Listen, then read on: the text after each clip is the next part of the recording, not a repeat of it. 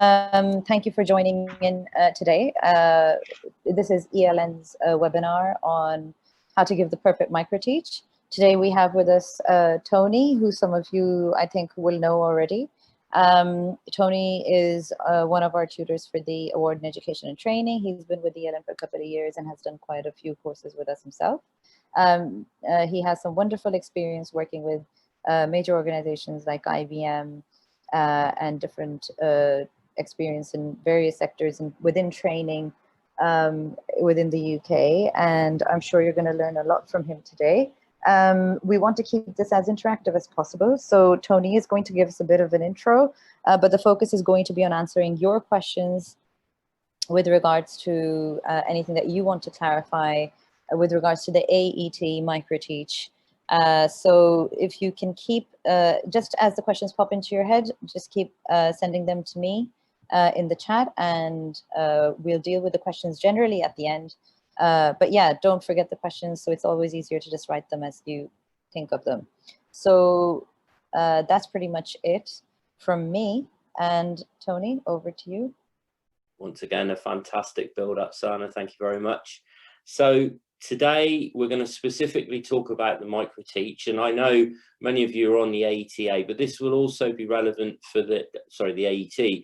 This will also be relevant for the AETA, which is the award in education and training with the assessment option bolted on.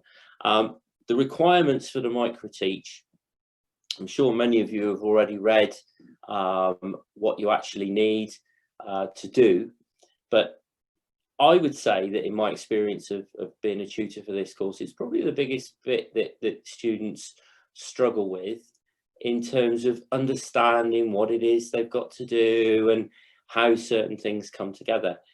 Ironically, it is one of, if not the easiest bits of the course, I would say. I quantify that by saying for a lot of our students, it's been a while since they've actually done any formal educational writing, so submitting an assignment. If any of you, and I know some of you already been working on your assignments, sitting and looking at that blank page can be quite daunting. However, I also understand that if you've never done any training before, if you've never stood in a room full of people before and been the center of attention, then that can also be quite daunting. So let me just tell you how to get the best out of it. The first thing that we get you to do as part of this particular assignment is Unit 2 Microteach. So it's the practical element of the Unit 2. And it really brings everything together from Unit 1, Unit 2, and Unit 3. So you're actually putting into practice the theory that you've discussed in your answers. The first thing we get you to do is to sit and watch 3 videos that we provide. Now, depending on what system that you're on, whether you're on the new system that we've got or whether you're still using the Smartsheet system, these videos pretty much the same. You click on them, you watch them, and then we ask you to provide feedback.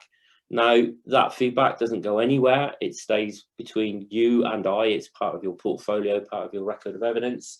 And it's an opportunity for you to see someone else in action, to observe it under the context of, well, I've been studying teaching and teaching practice, teaching methods. So now I've got a little bit more of a view of what might be useful, might be good to include in a session. And you can see someone trying this for themselves. These essentially are other people's Microteach. So they have been at the stage you're at now, planning, thinking about, and actually delivering. Once you've watched those 3 sessions, you will have a good idea in your mind of the range and the scope of the things that you can do. There's quite a variety of options. Many of you are coming at this from a vocational environment. You're not actually in a classroom as such. You are teaching or training students that have come to you in your workplace. Maybe you're in the healthcare industry, maybe you're in the beauty industry, whatever industry you're in, this qualification can be adapted to meet your needs. So you might actually be going out to clients or student sites and delivering the training on site. It really is that flexible. So once you've seen these 3 videos, you'll get an idea of just the sort of range of things that people can cover. Now, the next step, and this is the single most important thing, is to plan your session. If you're anything like me, planning does not feature highly on my list of things to do. This afternoon, for example, I have sat down to deliver this teach. I completely forgot to turn off my phone. That's not very good planning, is it? So we've been interrupted there. But typically, I didn't even have a plan for this session. I've just turned up and I can talk about things. Now, luckily, I know what I'm talking about. I've got a lot of experience, so I can draw on that. But for you, this might be the first time that you're actually going to stand in front of people and deliver some sort of teaching or learning or education, call it what you will. So sit and think about what you're going to do. Think about it very carefully, because you only have to deliver 15 minutes of teaching or training. We pick 15 minutes because if you've never stood in front of people before and delivered some sort of training, 15 minutes is a long time. It'll feel like a long time, and it will feel like a long time when you're planning it. Sorry, we don't often get sun up north. It caught me out. I had to close the curtains. If you are very experienced at teaching and training and you're going for this qualification to round off your already extensive portfolio of qualifications, you might be thinking, well, hold on a minute. There is absolutely no way I'm ever going to get in a classroom and do 15 minutes. And that's probably very valid. But the thing is, all of you will have attended a session at some point in your life where somebody's rambled on. They've said, you know, it starts at 4 o'clock and it finishes at 4:15 or 4:30, and at 4:45 you're still sat there thinking, well, this is lovely, but I had somewhere else to be. It's unfortunate that many sessions overrun, either because people ramble on, or because that, more importantly, they haven't put their plan together properly. They've tried to condense too much into the allocated time. So you need to bear in mind that you've got 15 minutes to open up your session with your 3 learners, introduce them to what it's about, take them through it, and then come to some sort of natural conclusion. Now, that's actually plenty of time to include something like an icebreaker, a little bit of an introduction from you about what the session is, maybe a little bit of a discussion where you're leading a discussion, throw in some Q&A, maybe get some hands-on. Really be creative. Try and pick a variety of techniques, if you like, to include in the session to make it more fun for you, more fun for your students, and to give it some sort of flow. You'll get a flavour of this from witnessing some of the other sessions. By the time you're 2 or 3 minutes into your delivering your session, I guarantee you'll be totally focused on the students. The nerves will disappear if you're already nervous, and you'll be focused and intent on what they're doing and what they're needing. Once you've come up with your plan, you share it with me through the LMS. I have a little look. I give you some feedback if it's needed, and I then give you the instructions on what to do next, just to make sure it's clear. Remember that you must deliver this session to a minimum of 3 students. They must be over the age of 18. This is for GDPR, confidentiality rules, that kind of thing. And the session must be recorded. I've got to be able to see you, and I've got to be able to see the students. Now, current climate is that with COVID-19 restrictions, many of you aren't actually mixing with colleagues or friends. There's restrictions on who can go to people's houses in certain parts of the country. All of those might seem like barriers. Please do not worry, because at the moment, awarding bodies, and we've always been able to take online sessions. So if you run a session on Zoom, that's fine. The only requirement is I've got to be able to see you, and I've got to be able to see the students. So use Zoom, use Teams, use whatever you like, as long as you can record the session and you get the file and you share it with me at the end. And then I perform an observation, give you feedback. You need to get feedback from your students. And the other important aspect of the session is reflection. We want you to sit and consider how that session went for you. Did you do what you wanted to in terms of your plan? Did you get the messages across? Was it interactive enough? Did you include all of your students? And what we do is we look at your feedback, we look at your session, we look at your student feedback, and we give you a growth points, development points, if you like, if they're actually needed. And you know what? That really is everything to do with the Microteach. So do you see what I mean when I say it's relatively simple, relatively straightforward, provided you approach it with a little bit of thought, a little bit of care, a little bit of plan. So I'm going to stop talking for a second or two. I see there's some questions. Are there any questions, actually? I've just tapped onto the chat. Yeah. No, Nuno, this is great. This is a really, really good question and quite a common one. Nuno has said, where should I look for students? Can they be a colleague or a friend? And yes to all of those. Absolutely. So if you're actually teaching in a formal establishment, why not work with your colleagues or your actual students? But if you're not actually teaching in a formal environment at the moment, if you're doing this qualification to enable you to get a job in teaching or training, then get some friends. Just ask 3 friends or family members. It's really flexible. So it could be people that in your sort of COVID bubble, as it were. It could be people that are in the house with you or anything. So that's a really good question, Nina, and thank you for asking. I hope that answers it. Are there any more questions?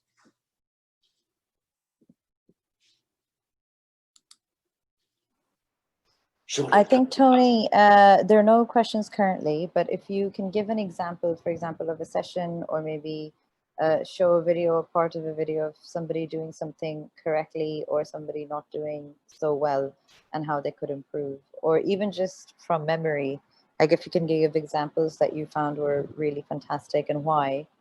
And yeah, so. Well, technology-wise, you've set me a challenge sharing a video, because I wasn't quite sure where we stood on sharing a video, but actually that's relatively straightforward. If you give me a couple of seconds to navigate to the qualification, what I can do is share the screen and we can actually have a look at 3 of the videos that we offer, and maybe I can play them. So what I'll do is, in the meantime, we do have a question regarding, I'm not sure about the technicalities of recording. If presenting through Zoom or Teams, how can I record myself and the people taking part watching me? Right, so there's a, when you go into Zoom and any of the technology that offers you recording function, there's a button that says record my session. It's as simple as straightforward as that. I don't necessarily want to go through all of the technicalities of all of the various types of software. Zoom is a popular one. Microsoft Teams is also very very common. There are free versions of a lot of these apps, and just do a little bit of research. Don't be afraid of the technology. Why not? You know, you can have a practice. It's not a one-time only thing. So depending on how familiar you are, you know, choose a platform. I mean, to be honest, I would say Zoom is probably your best bet. That tends to be quite a commonly used one. Try Zoom and just see how you get on. Right, I'm going to share my screen. Sana, what I'm going to do is I'll let you tell me if you can. Yep. See. That's so perfect. You can see here, once you actually arrive at this bit in our new LMS, if you're on the old Smartsheet, slightly different, but the principle's the same. Here are the 3 videos that we're currently offering in the new LMS. There's one very vocationally based session here. This Andy Wood, he's actually a BT engineer, and he's teaching some students all about harnessing, how to put on the harness correctly so that when they're scaling heights, they're kept safe.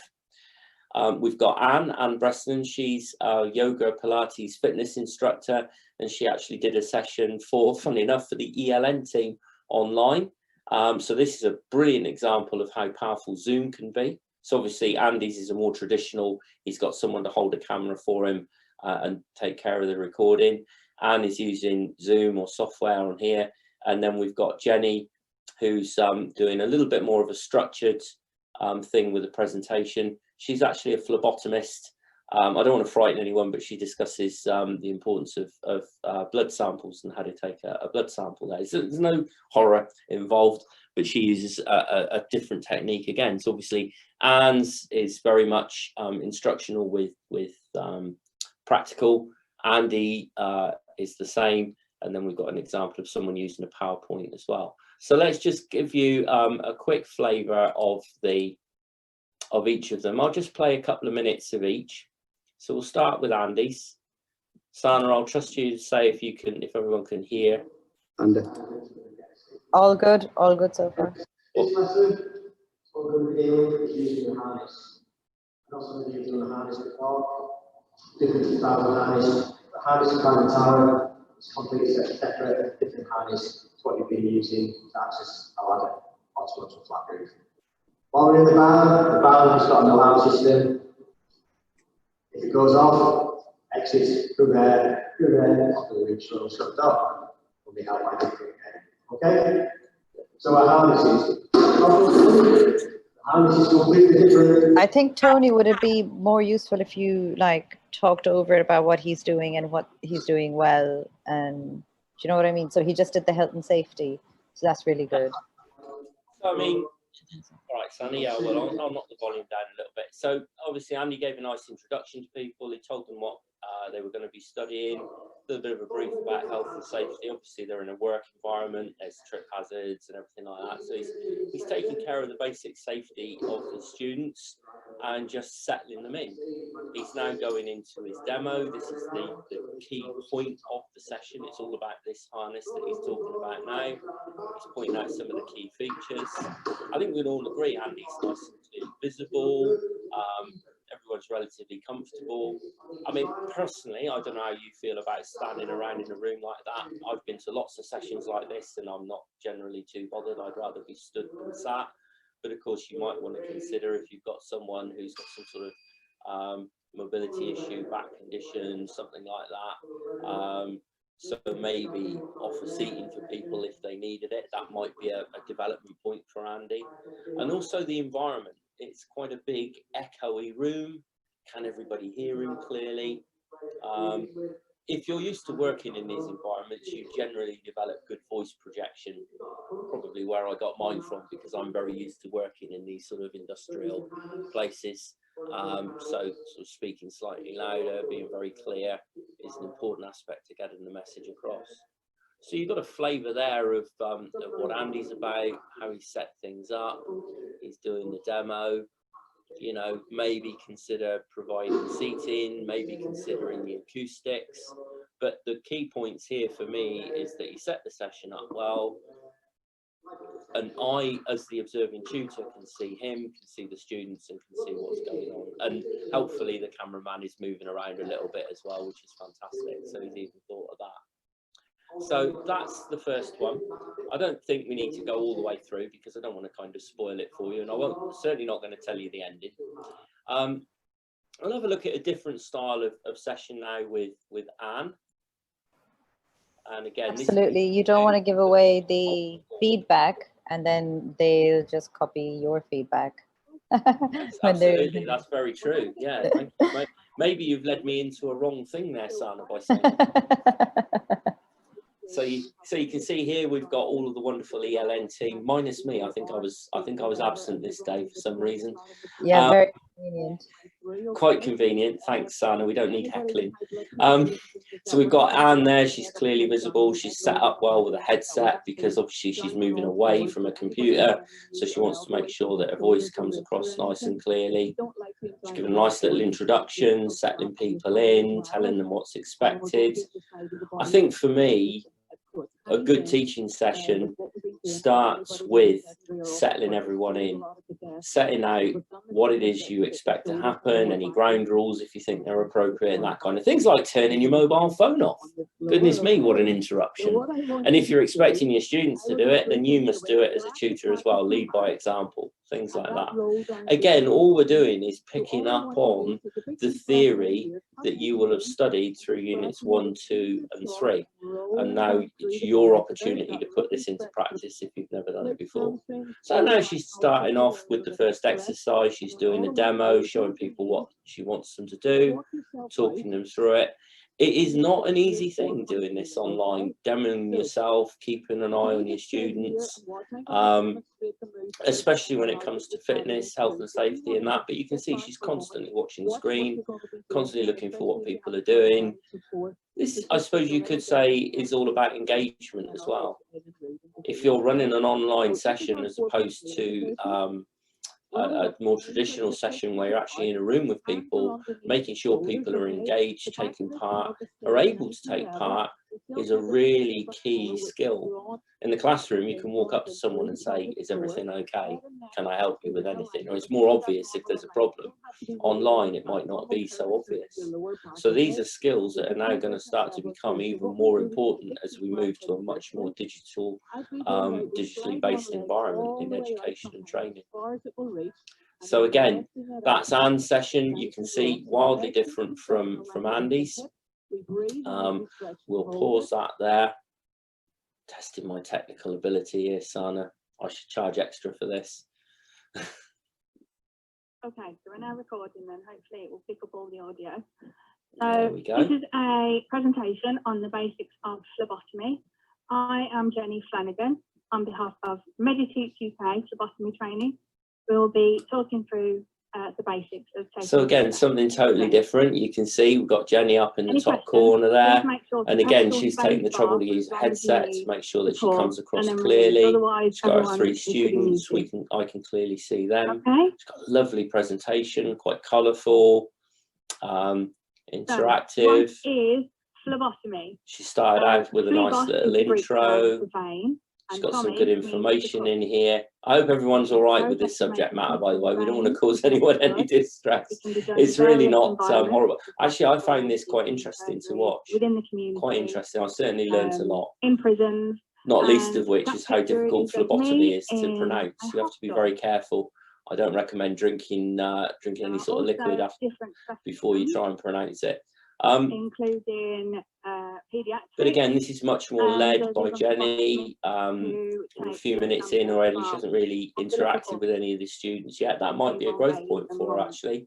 Maybe start by saying to the students, you know, how I give them an opportunity to speak, get their voice out there, and let them know that it's okay to kind of interact. So why take blood? Phlebotomy. One of the things I think that is common in all of the sessions that I watch is that a combination of this might be the first time people have done a session, leading a session with others, and perhaps being recorded. The nerves can be quite obvious in the first few minutes, and you know what? That is okay. I'm quite pleased. Turn down the volume of the video a little bit because it's a bit difficult to find out what you're saying. Yeah, down, did you say? Yeah, turn it down or mute it, that's fine. Yeah, that's fine. Sorry. So one of the drawbacks I think of doing this is that it can be quite daunting to start with. You know, maybe you've never been recorded before, maybe you've never actually done a session, so the combination of the two can give people a few nerves to start with. So you often see people throwing themselves into the first couple of minutes and just taking control, and then things settle and calm, and that's okay too. I'm a great believer in a few nerves gives you a little bit of an edge. I'm going to stop sharing this now, actually, because without the video on, without the sound on rather, it's not so much. But hopefully that gives you an idea of the sorts of things that you can do. I mean, I could write you quite a long list of the various sessions that I've seen over the years. I'm sorry about the sunshine, folks. We need to find a way of turning it off. Hopefully that's better. Or maybe you'd rather I just turn my camera off and you get rid of me altogether. But I have watched all manner of different sorts of sessions. I've seen beauty sessions, lashes, eyebrows, nails. I've seen waxing. I've seen massaging sections, hand massaging, Reiki, all sorts of things to do with health and beauty. I've seen vocational training in environments such as Andy's, where it's been some very formal training, security, how to check IDs. I've seen fire service training where a chap, and it was a brilliant session. He did 7 minutes in the classroom with people sat around in chairs looking at it's a casualty evacuation stretcher for high buildings and situations. It's basically like a cage. Show people how to set up the stretcher, how to put all the straps in place. and then he cut to a 90-foot tower outside, and they actually practiced strapping it was a dummy casualty in this stretcher, and then they lowered it off of this high building. So it was a really nice mix. Now, I'm not saying you've all got to go out and join the fire service and do stuff like this, but what I am saying is you can really be creative with this. So if it's not something related to work, then why not do something on a hobby? I've seen someone who was very passionate about gardening teach some friends how to prepare a lemon seed so they could actually grow a lemon tree from seedling. And that was lovely. I've seen people doing sessions on how to make things, sock puppets and straw animals, origami. I had one session from a girl who goes to the Edinburgh Fringe every year. She gets herself a stand-up routine every year at the Fringe, and she did a session on how to write and tell a good joke. So really, really, really be creative. I think above all, if you've got any questions, you've only got to ask me. You all know how to get in touch. If you're on the course, you can email me, or you can send me a message through the LMS system. Anything that you want to know about, anything that you're not sure about, you only have to ask. Don't be afraid of the session. It's a great opportunity to get in and try things. It's not a pass-fail as such. It's one of those continuous development points in your career where if the plan's right and you execute to the plan, there may well be some things that I think, oh, you know, what about trying this next time or that further on? But it's not a pass-fail as such. Be careful with the timings though, because it is a 15-minute session for a reason. We want you to plan and deliver to that 15 minutes. If you underrun, what have you missed out? Have you not asked enough questions? Have you missed one of your key learning objectives? And if you've overrun, well, you've probably lost your students, because people do tend to switch off once the point that you promised to finish comes and goes. Are there any more questions? So, Tony, I have 2 questions. One is, what happens if the people who I'm teaching don't want to be recorded? Well, you would need to find some other people, because it's in, well, so no, we've got a couple of options. It might be that if you're in a formal setting, someone else could do the observation for you, in which case you'd have to have a chat with me. Prior to that, I would need to see their CV and certificates to make sure that they were qualified to observe. Basically, it's a level 4 teaching qualification or above that's required to carry out an observation. This evidence, the recording, forms part of your portfolio. So it is important that if I carry out the observation, I can see the interactions between you and the students. So really, that's a discussion to be had with the people. And if they're not happy to be recorded, maybe ask some others. But like I say, it doesn't have to be a formal session in a workplace or a school or anything like that. So if where you work aren't happy, ask some friends or some family. Brilliant, thank you. And just finally, I know we're at the end of the session. I think this was a 30-minute session. Yes. But what happens if I don't meet the standard or I fail? Well, as I just said, I would say the only reason that you would be asked to redo a session is if you overran by a considerable amount. And by that, I'm talking, say, 20, 25, 30 minutes. Because let's be honest, if you're meant to be doing 15 minutes and you're still going at 20, 25, 30, something has gone wrong. Or if you delivered a session that was only 13 minutes or less. So those are the only, what I would say, fail things. But it's not a fail in that you can't redo it. You would just be requested to redo the session. Okay. Okay, brilliant. So that's all the questions I had. Let me just check one more time. Yep, yeah. I don't have any other questions. You can send them in the Q&A or the comments, but we are out of time. And, you know, at the danger of doing what we were warning against ourselves, we don't want to overrun, do we?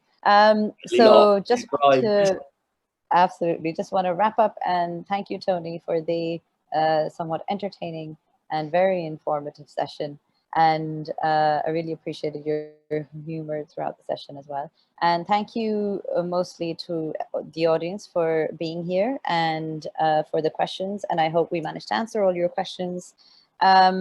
If you feel like your question wasn't answered or I somehow missed it due to technology, feel free to email us at info@eln.io. I'll type it in the chat as well. But yeah, obviously you can also, if you have Tony's contact details, you can contact Tony directly as well. So thank you everyone, and have a wonderful weekend. Thank you everyone. Take care. Thank you. Bye.